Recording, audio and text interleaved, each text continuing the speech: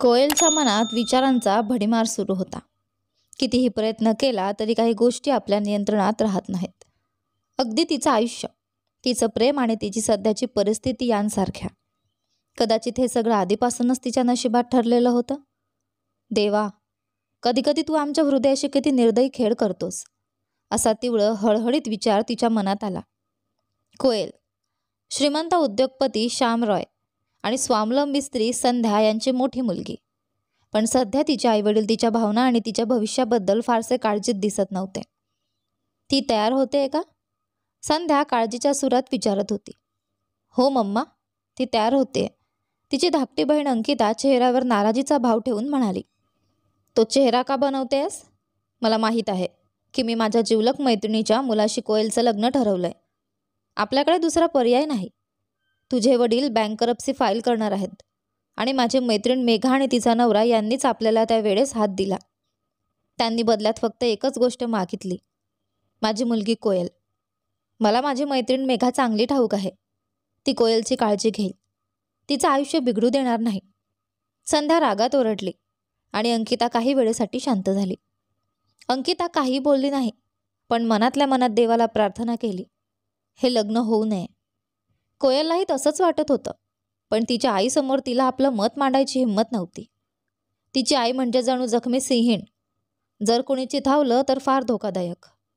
म्हणूनच कोयल शांत राहिली. लग्नातून पळ काढणाऱ्या मुलींच्या कथा सिरीज तिने कित्येकदा पाहिल्या होत्या. तिच्याही मनात एकदा असाच विचार चमकून गेला, मीही पडून जावं का? पण त्या विचारासोबतच तिच्या वडिलांचा चेहरा डोळ्यांसमोर आला. तो चेहरा ज्याचा ती मनापासून आदर करत होती.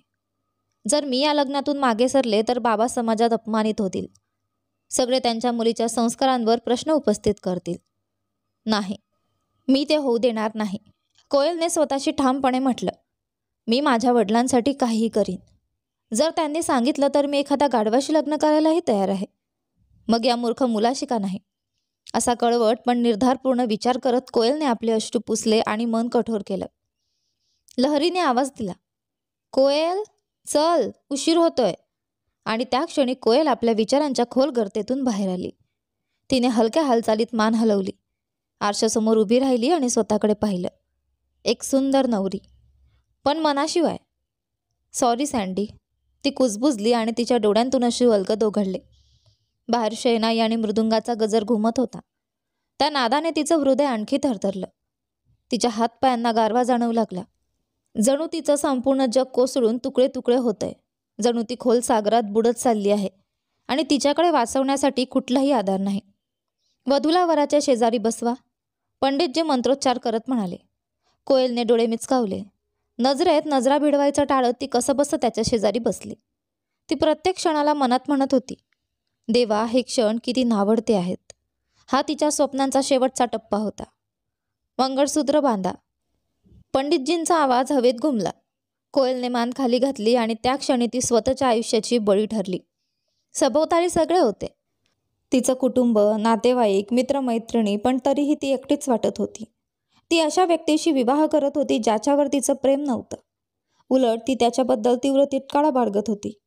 पण नियतीने तिच्या वाट्याला हेच लिहिलं होतं.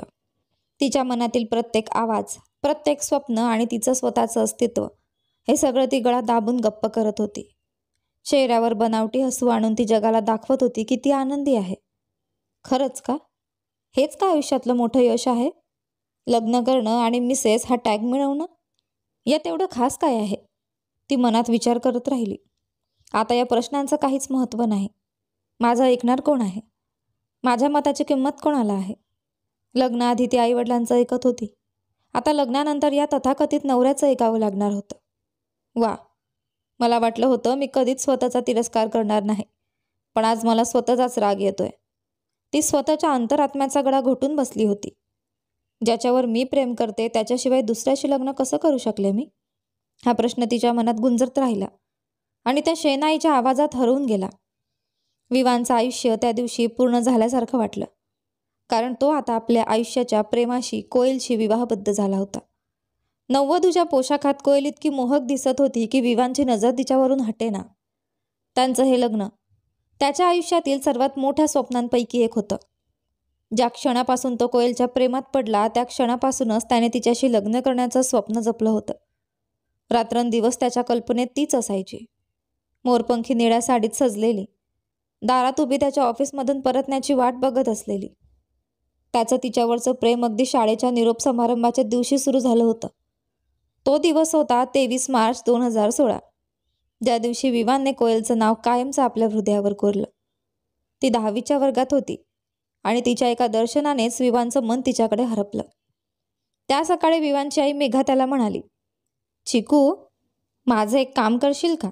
माझ्या जिवलग मैत्रिणीच्या मुलीला शाळेत सोडून ये. ट्रान्सपोर्टेशन स्ट्राईक आहे आणि आज तिचा फेअरवेल पार्टी आहे. पण विवानला ते अजिबात आवडत नव्हतं.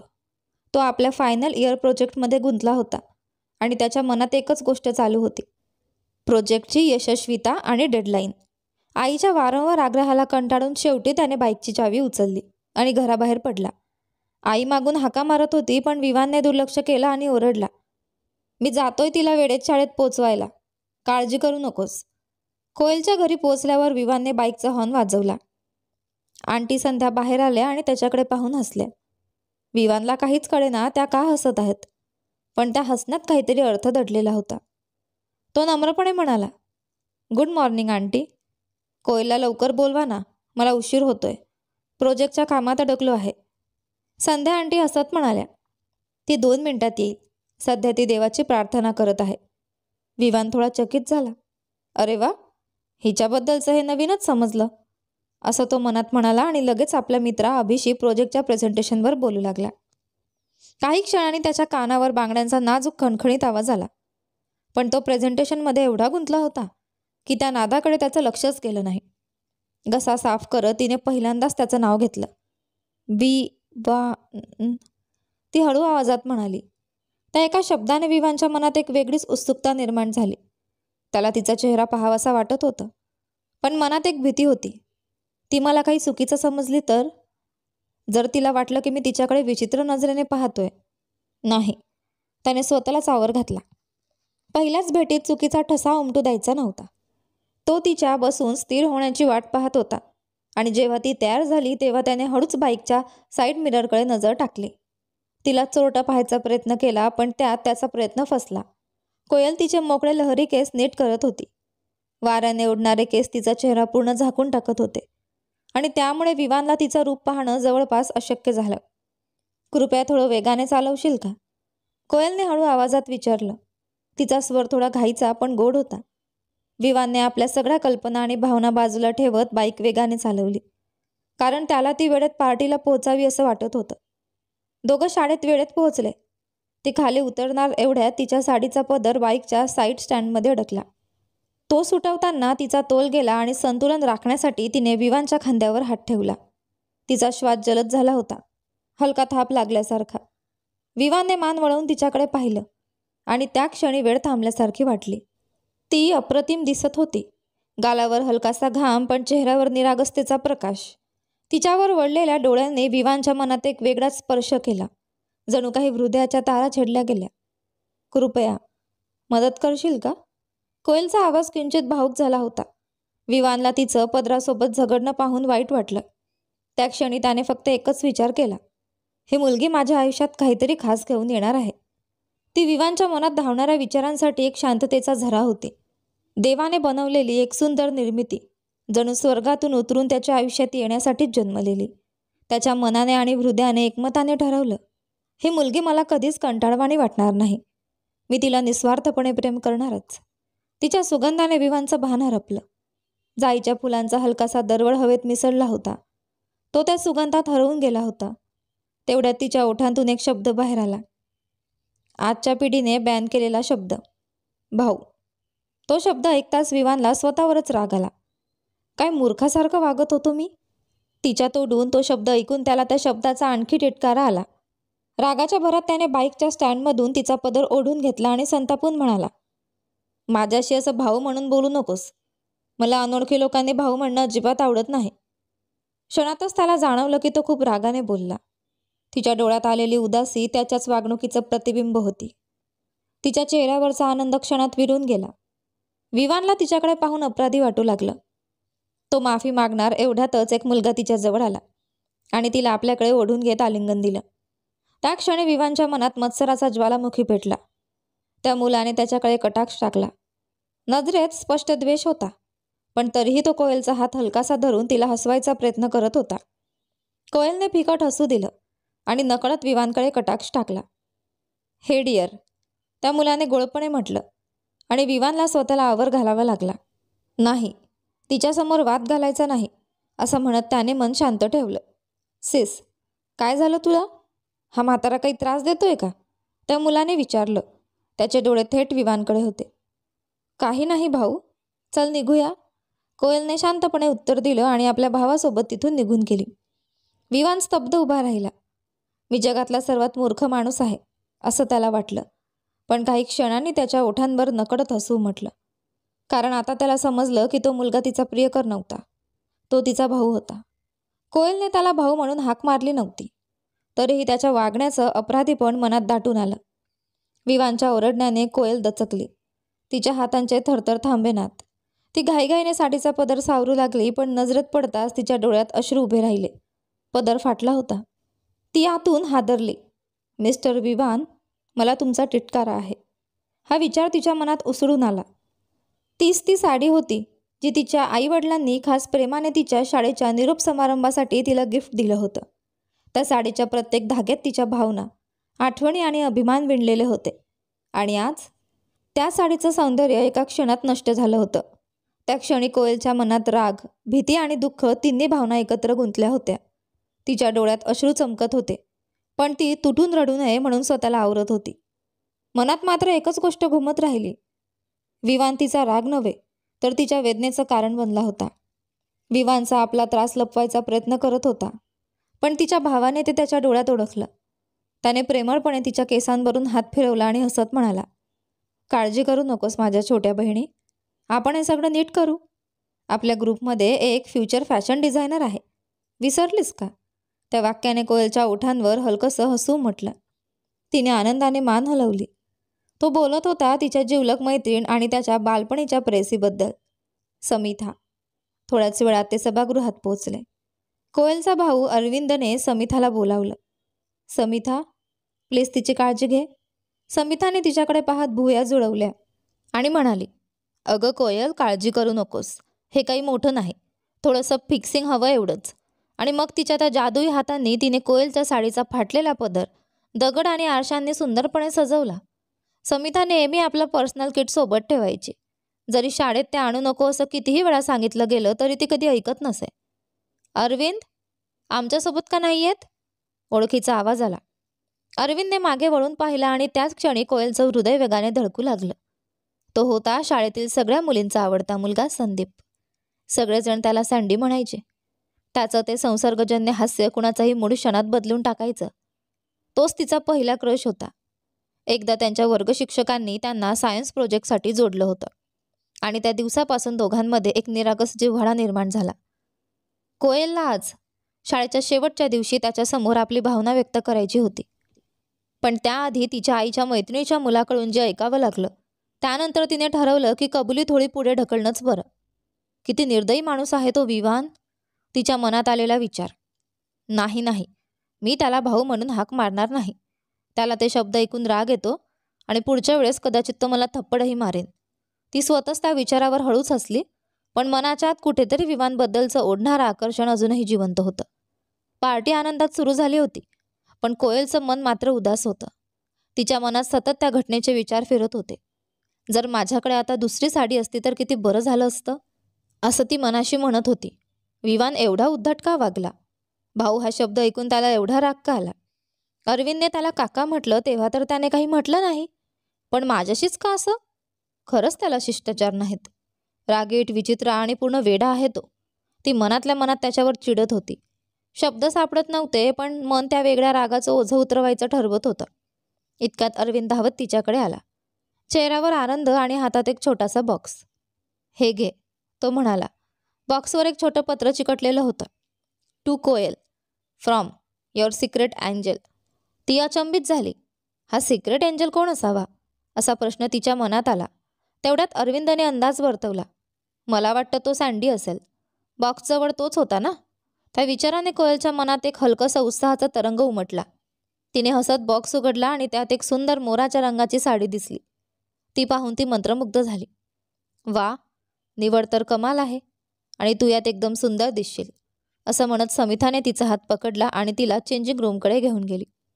काही मिनिटांनी आरशात स्वतःकडे पाहताना कोयलला आपल्याच रूपाचं कौतुक वाटलं.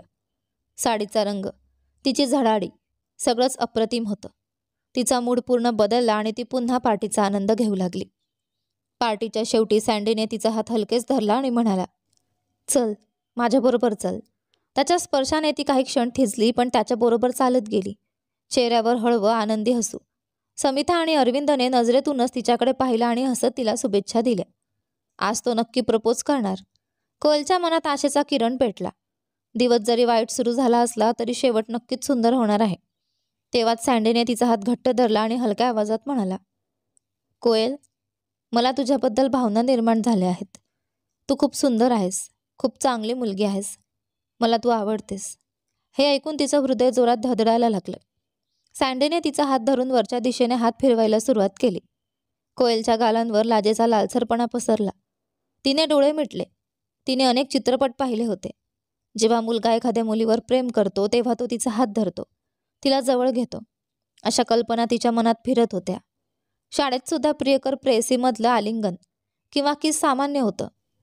जर मी आत्ता मागे हटले तर तो समजेल की मला त्याचं प्रेम मान्य नाही, तो दूर जाईल, असा विचार तिच्या मनात आला. म्हणून ती गोंधळली. काय करावं काही कळेना. सँडीचे बोटं तिच्या कॉलर बोनवरून फिरू लागले तेव्हा तिचं अंग थरथरलं. पहिल्यांदाच तिला अशी असहाय्यता जाणवली. कोणीतरी येऊन याला थांबवलं असतं तर किती बरं झालं असतं, असा विचार तिच्या मनात आला. तो तिच्या ओठांवर हात फिरवत म्हणाला, कोयल, तुझा सुगंध मला वेडा करतोय. आणि हे ओठ, किती मऊ, किती नाजूक. खरंच हे नैसर्गिक आहेत का? त्याच्या डोळ्यात आता प्रेम नव्हतं, वासना होती. तिच्या अंतःकरणाने तिला इशारा दिला हे चुकीचं आहे, पण तिचं हृदय त्याला सोडायला तयार नव्हतं. गिळून टाकल्यासारखा एक दीर्घ श्वास घेत तिने डोळे मिटले. निर्णय घ्यायचा ठरवलं आणि तेव्हाच थापड. कडक आवाजाने सगळं थांबवलं. तिने डोळे उघडले. सँडी जमिनीवर पडला होता. त्याच्या ओठातून रक्त वाहत होतं. विवानने आपल्या डोळ्यांनी ते सगळं पाहिलं. सँडी तिच्या जवळ गेला होता. तिच्या ओठांवर किस करण्याचा प्रयत्न करत होता. कोयल मात्र त्याला थांबवत नव्हती. तिच्या त्या शांततेतून विवानला तिच्या भावना स्पष्ट कळल्या की ती त्याच्यावर प्रेम करते.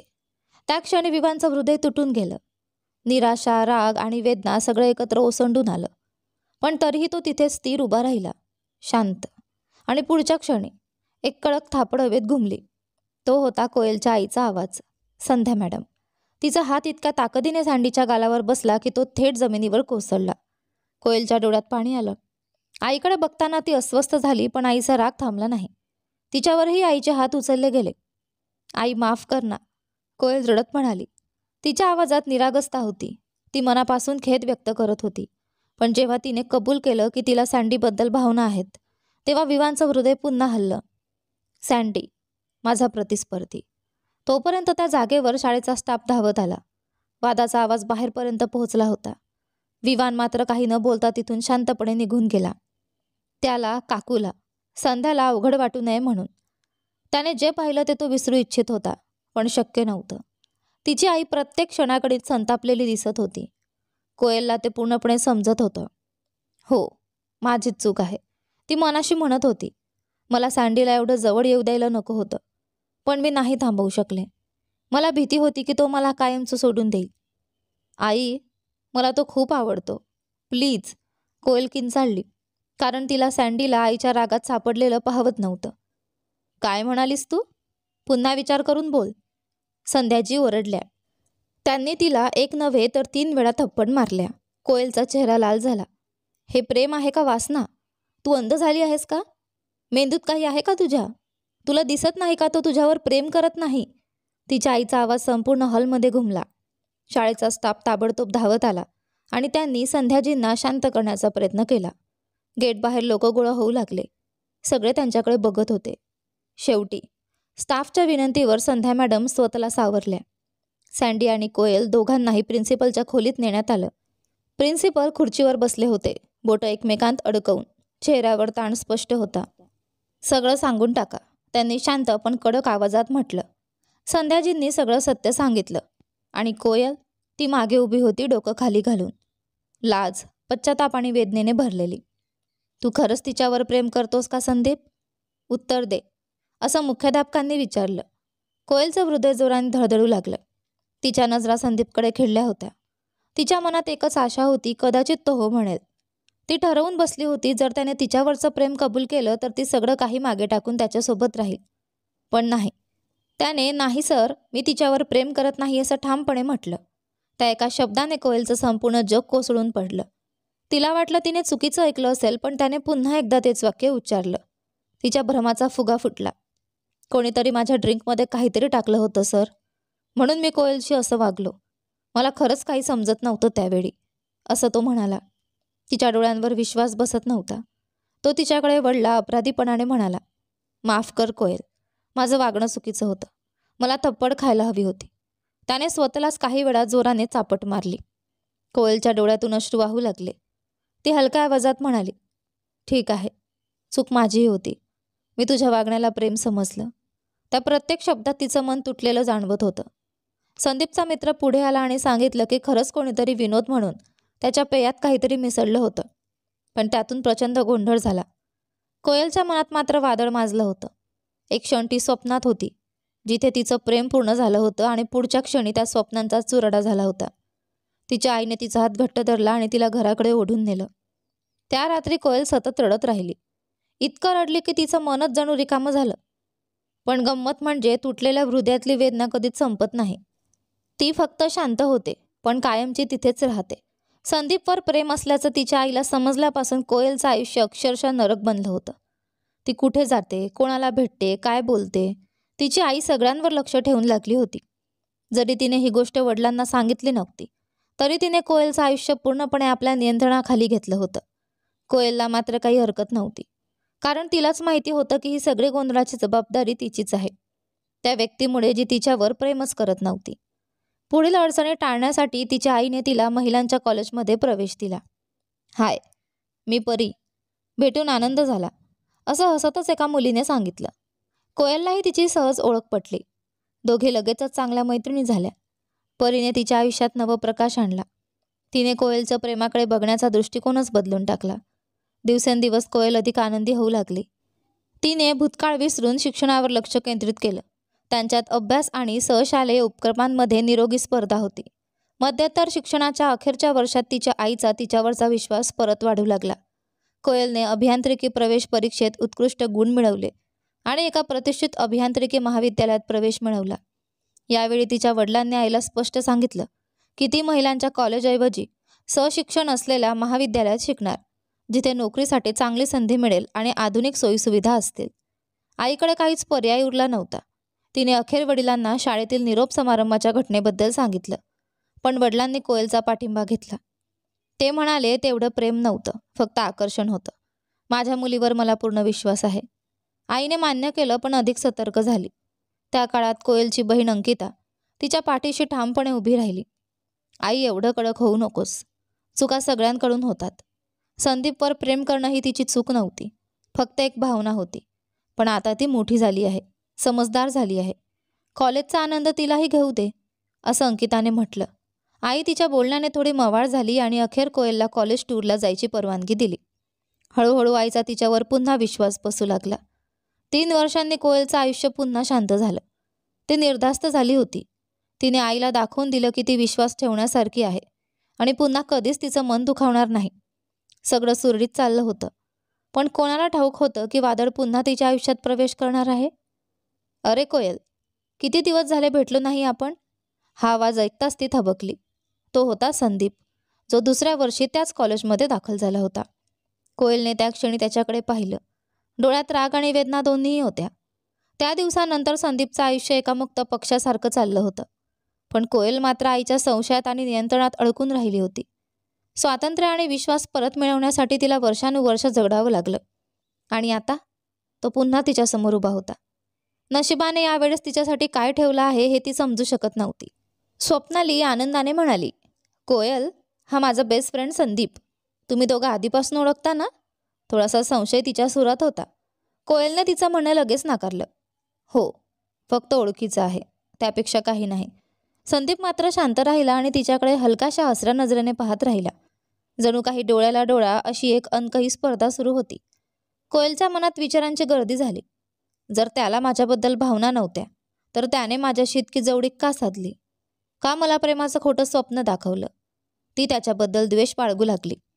तेव्हाच तिचं लक्ष संदीपच्या मागे उभ्या असलेल्या एका ओळखीच्या चेहऱ्याकडे गेलं. यानंतर पुढे काय होतं ते पहा आपल्या या कथेच्या पुढच्या भागामध्ये. पण तोपर्यंत तुम्हाला आपल्या या नवीन कथेचा हा पहिला भाग कसा वाटला मला कमेंट करून नक्की कळवा.